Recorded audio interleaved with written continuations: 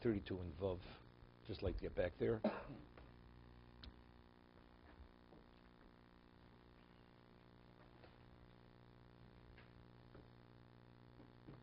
Niklaf haklipa chitzonu shelo. If the outer skin of the esrog was peeled off, I mean the rind is intact, but there's the outer. It's like you have a veneer, like it's a glaze that peels off. Sheini mechasro al nisha yoro kamoshu brioso, and it retains its greenness. Im niklaf kula posel. If it's fully the outer shell, this veneer peels off totally, it's possible. Nisha meno koshu kosher.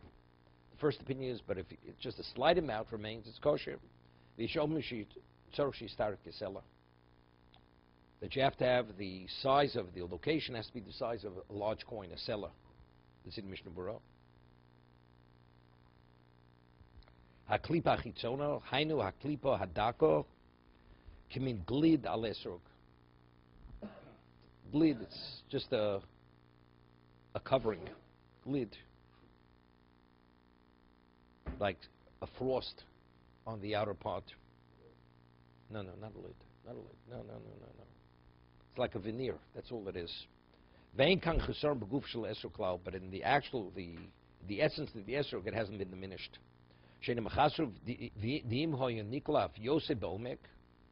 if it was deeper than that, it's more than this, like this glaze that's on the outer part, and it was diminished.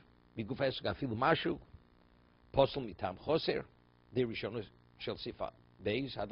earlier. If it's choser, even a mashu, right? Even a small, the minuscule amount. It has to be choser, means it has to be diminished. I mean, part of the flesh. The rind is part of it.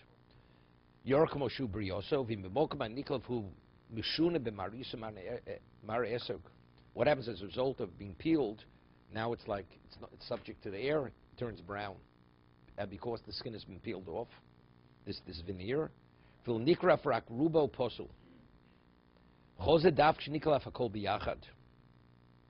That's we're speaking about. It was peeled off.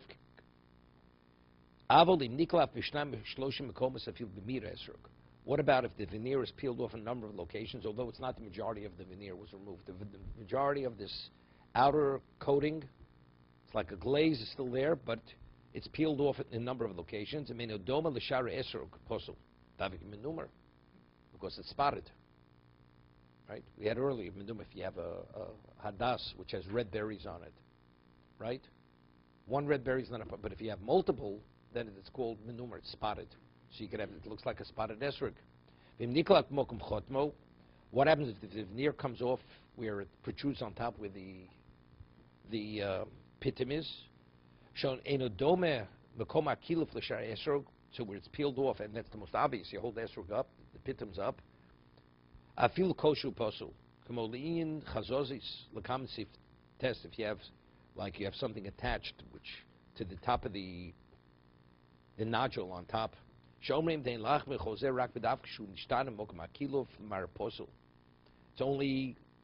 if it's a coloring, which is a coloring which is invalidated, to go shocher of lulav, turn black or white. But if it's brownish or very intense gold, right, that's what happens. It starts green, then it turns yellow, and as it dries, it ages, it gets more intense, it turns goldish. And then eventually it turns to brown, turns brownish. Okay, we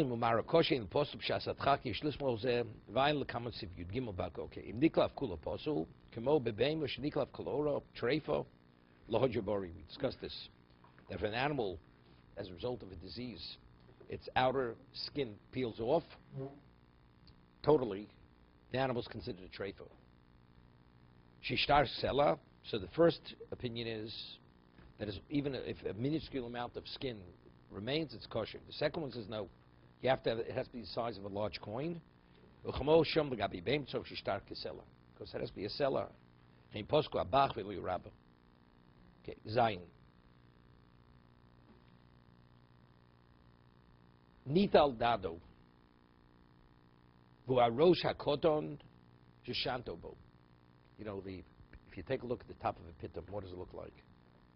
The top of the pitum, it looks like a rose. It's called shishanto.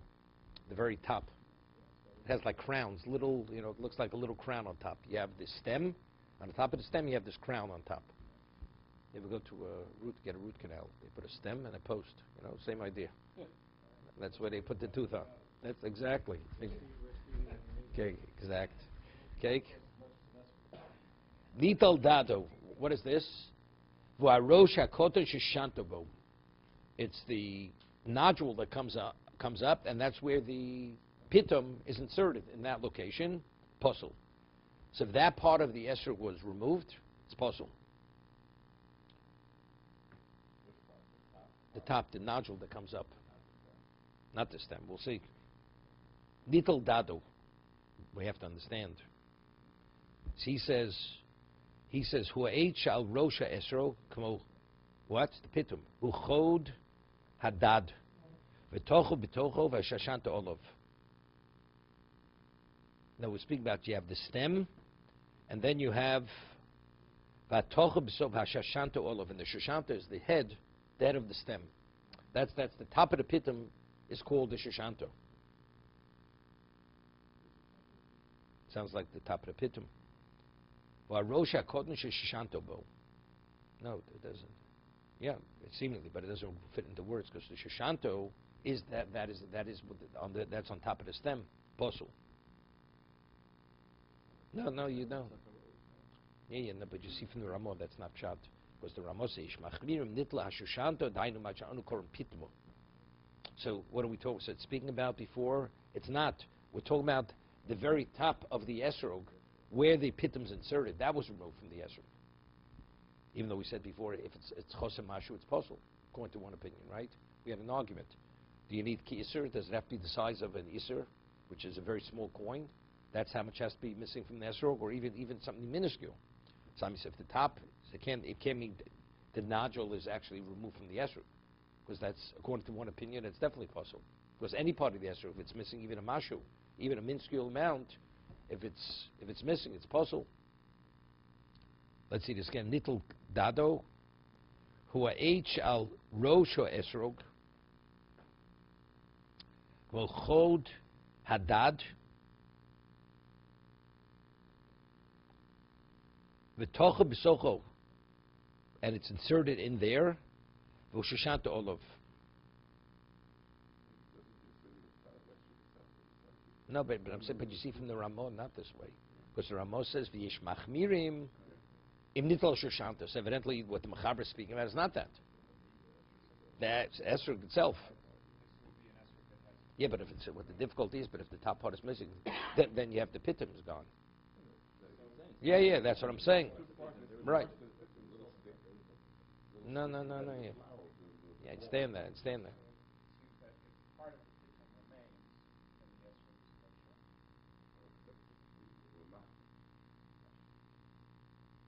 No, but it's not it. So, Rosh HaKoton Shishanto Bo Posel. Nital Dadav HaRosh HaKoton Shishanto Bo Posel. No, that's not a problem. Then they don't have anything. They have nothing. They grow without it. No, but you won't have a stem coming out where you don't have that nodule on top of it. You know, that you have. No, if you see it, then it broke off. That's an indication it broke. It was there.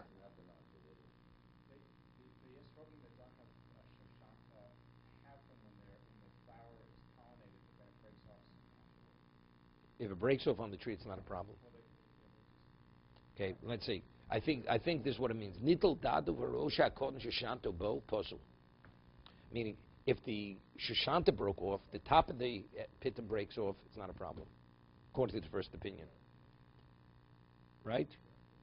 Nital dadu dad hu harosh hakoton. It's the top shashanta bo, which the shashanta sits on top of that. 1 second, then it's possible. But it's indicated, but if the upper part of what, the stem is there, it's not a problem. according to Mechaber. V'yesh machmirim nitla hashoshanto, danu masha'onu korim pitmo. Even though we call the pitim, it's the whole thing. But evidently, what the pitim is the upper part of that stem. Let's say it breaks off in the middle, and you have a little piece protruding. I mean, the esrog is there, right? Seems to be. According to the Mechaber, would be kosher. According to the Yesh Machmirim, besides its position, the Ran, it's possible. V'tov lahachmir b'mokshe efsher. The Rama says it's best to be machmir if you can. If you have a choice, alternative, you have to use the alternative. 1 second. Miu l'yindino ein lifsol elim kain nitel hadad. That's only if the stem broke off. Meaning if the top of it broke off, it's not possible. That's mikar adin. The dad is actually what protrudes. Hainu, what is that? Ho'etz sherosh hapit molov. So that's what we're saying, the stem. We're calling, the shoshant is the rosh hapitmo. That's the top. That's like the crown that sits on top of the stem. Va'rosh nikro shoshanto. V'choze davka shenitlo. Avodim lo hoy lo dad mi olam. It didn't grow with it. Didn't grow with the stem. Like we're talking about an esrog without a pitum, what we call without a pitum. Kosher. V'chein heim rov esrogim shemiviyom b'medina seidus. The majority of esrogim they bring to their regions, they grow without pitums. Doesn't have that stem coming out.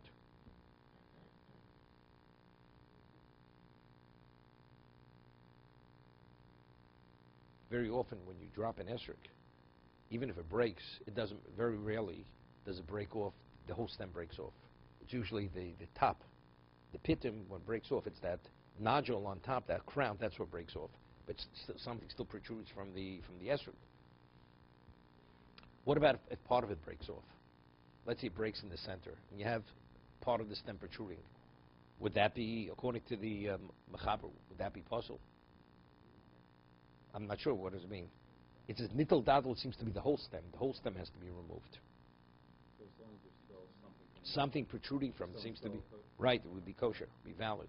Very rarely, if you drop an esrog, that it breaks off literally at the surface where it's just the part that's embedded in the esrog. That's the only thing that remains. Very rarely does that happen. Let's see the Mishna Berura.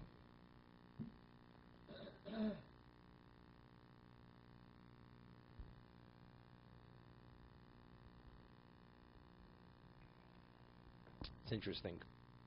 And you would think, let's say you have an apple, and you remove the stem. The apple's intact. The stem is where it grew. Right? What's the halacha if you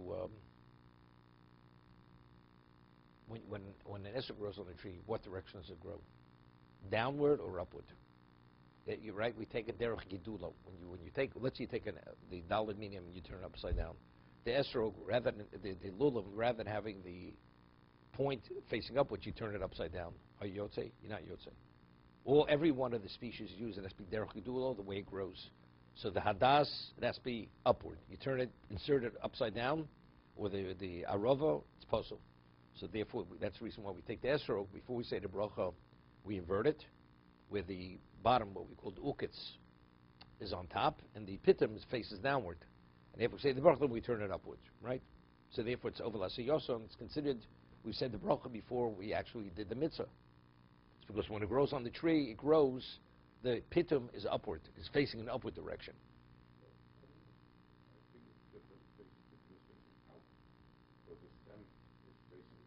It's where it's attached, about the ukitz. It's attached to the ukitz. It's on a diagonal. It's on a diagonal. Look, Yaakov grows, it has an esrog tree.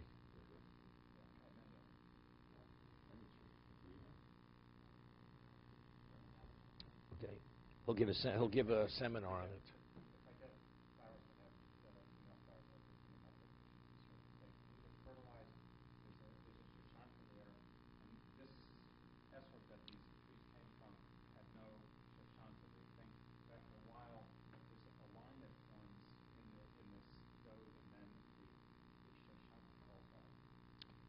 Okay, let's see.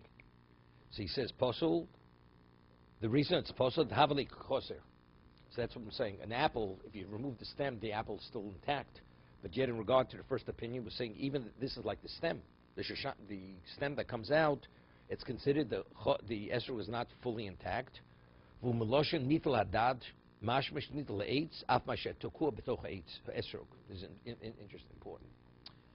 If it breaks off, even if it breaks off at the surface, he's saying it's still kosher, even according to the Mechaber. It was actually removed from even from its root. It was pulled out.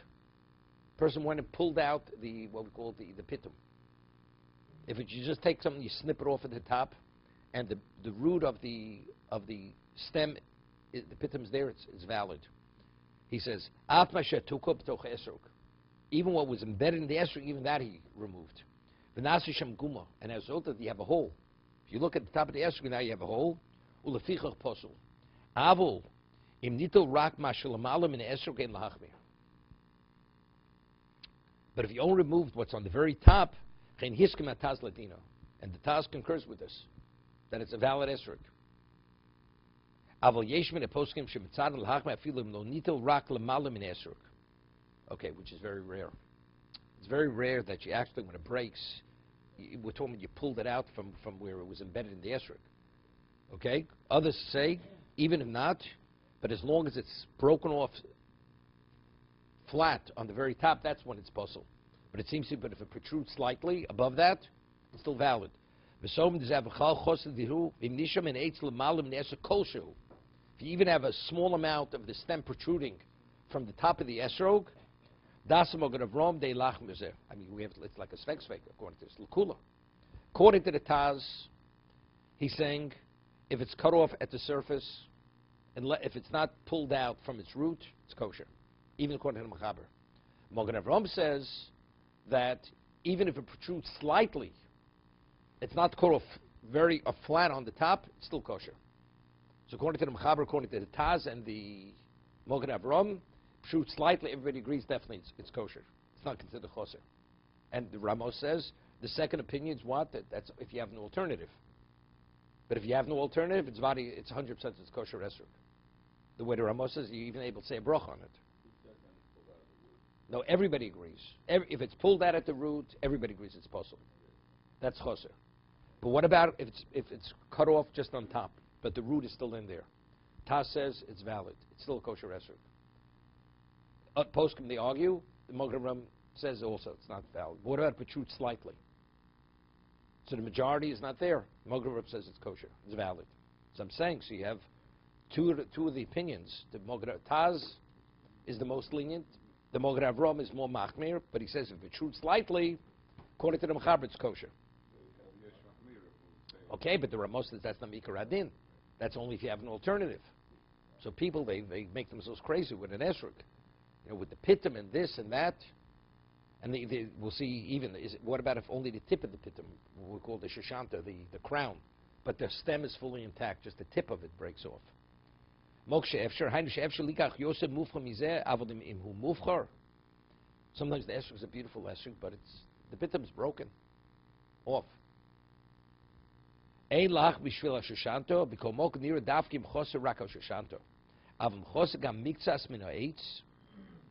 He's saying something interesting. He says, according to Ramah, that's only if the shashanta, that's like the rose, is broken off the crown.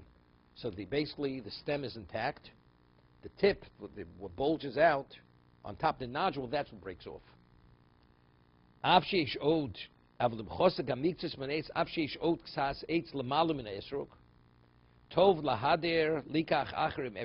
even that. But a person has literally no choice. Koshet, Kevon, Shikachi, Brioson. Here he's speaking, what about if the esrog never grew with a pitum? That's its natural form. Zed Zeu Derech Lidulon. To be continued. It's kosher. So this is just a discussion about the Chazal's understanding of what choser is? What choser is. Choser. Choser means if the fruit is not fully whole. So is the stem considered the fruit or not? Is it the fruit? When any other fruit, when you remove the stem, I gave it an example with the apple. The stem is the way it was attacked.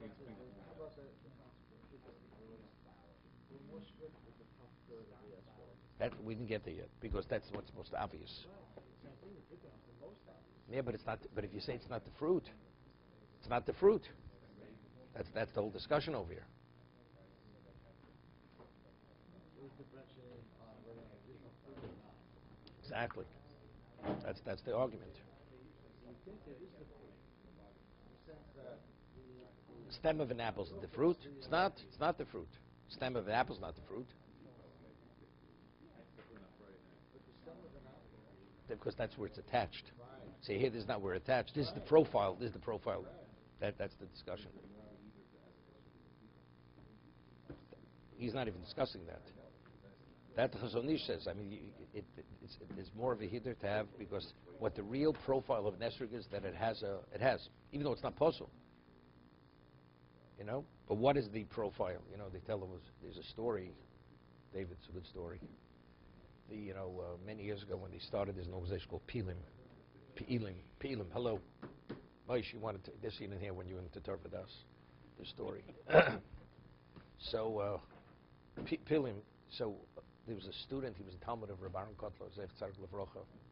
His name was Hirsch. And he went to Eretz Yisrael in the 50s. And then there was all issues with the missionaries, poor people, the various immigrations that came to Israel. So the missionaries, they would offer them food and clothing and money, and they started to missionize the kids. So Pilim, they started this organization, and they took kids out of convents, out of missionary, out of all kinds of things to save these children. So this Hirsch was the head of. He started this organization. So he flew to. He had a flight to Yemen. This was in the early 60s. So one of the Yemenite ministers met him at the airport. That's the story. So Yemenites, they all have payas.